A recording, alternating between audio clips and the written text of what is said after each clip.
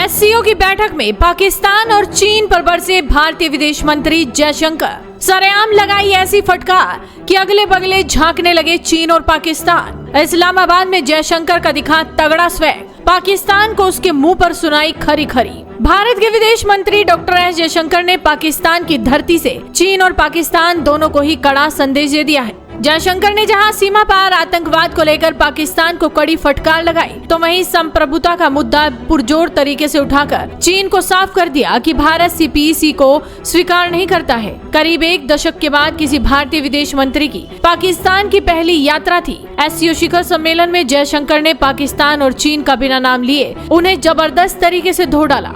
उनका वो तेवर देखकर एससीओ समिट में बैठे सभी सदस्य बस देखते रह गए, क्योंकि भारत जो कहता है वो करके दिखाता है, अपनी बात पर अडिग रहता है। लेकिन पाकिस्तान दावे तो करता है आतंकवाद के खात्मे की, लेकिन आतंकवाद को खत्म करने की बजाय उसे पाल पोस कर अपने हितों के लिए इस्तेमाल करता है। और ये सब कुछ एस जयशंकर ने सबके सामने सुना दिया, बोल दिया कि आतंकवाद फैलाओगे तो भारत से कोई मतलब नहीं होगा। भारतीय चाणक्य ने कहा कि एससीओ में सहयोग, आपसी सम्मान और संप्रभु समानता पर आधारित होना चाहिए। इसे क्षेत्रीय अखंडता और संप्रभुता को मान्यता देनी चाहिए। इसे वास्तविक साझेदारियों पर बनाया जाना चाहिए, न कि एक तरफा एजेंडे पर। विदेश मंत्री ने सीपीसी की ओर इशारा करते हुए कहा कि अगर हम दुनिया की चुनिंदा प्रथाओं को ही आगे बढ़ाएंगे, खासकर व्यापार और व्यापारिक मार्गों के लिए, तो एससीओ की प्रगति नहीं हो पाएगी। आपको बता दें कि सीपीसी को लेकर भारत की चिंता है कि ये परियोजना पाकिस्तान के कब्जे वाले कश्मीर से होकर गुजरती है और इस इलाके को भारत अपना अभिन्न हिस्सा मानता है। हैरानी की बात तो देखिए, जब डॉक्टर जयशंकर भाषण दे रहे थे